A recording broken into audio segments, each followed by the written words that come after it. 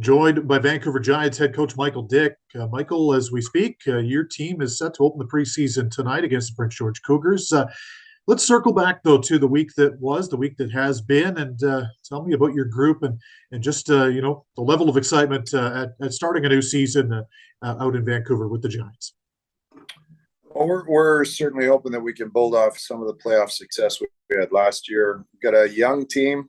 We feel we've got a competitive team, and we're looking forward to getting the season started.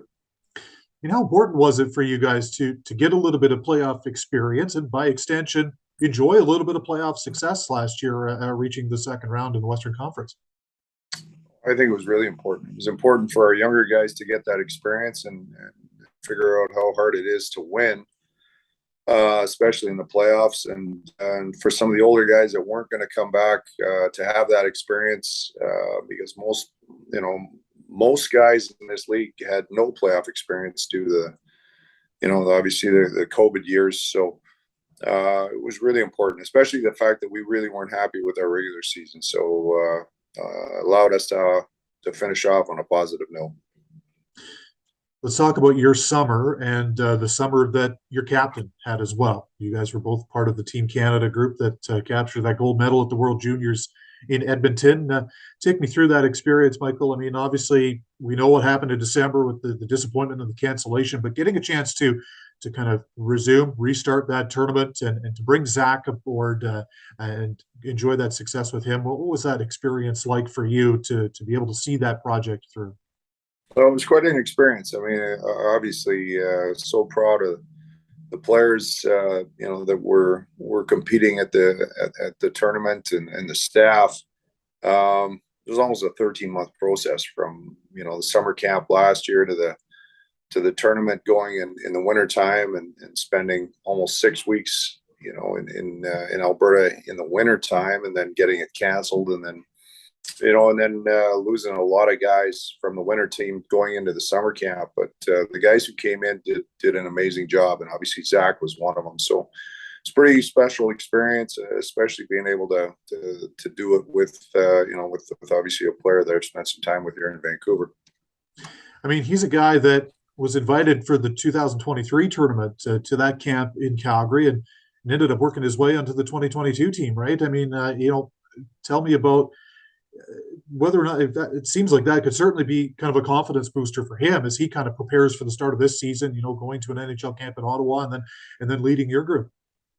Yeah, I mean, and he earned that through his performance in the back half of the season last year.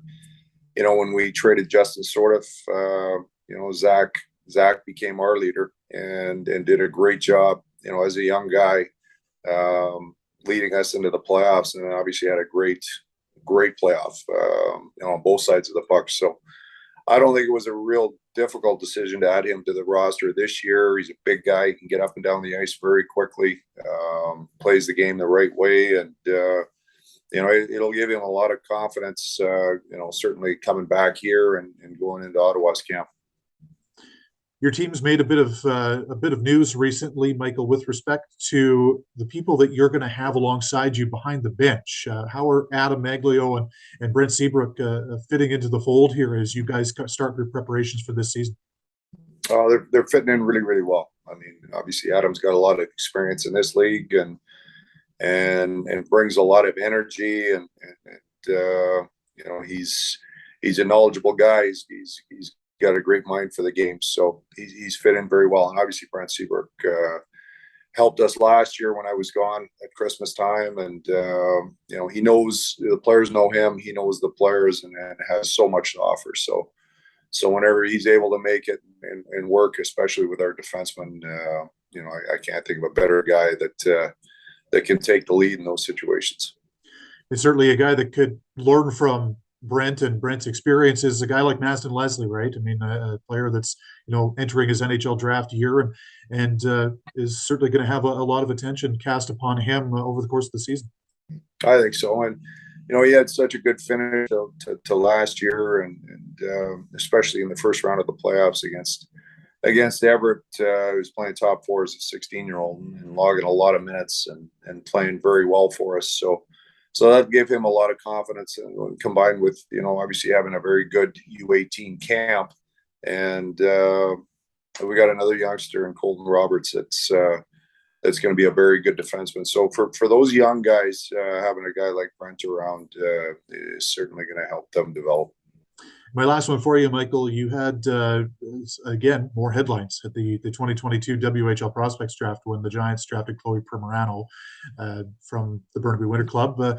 She attended your camp. Well, what was that experience like for her? How did she show alongside the rest of your group?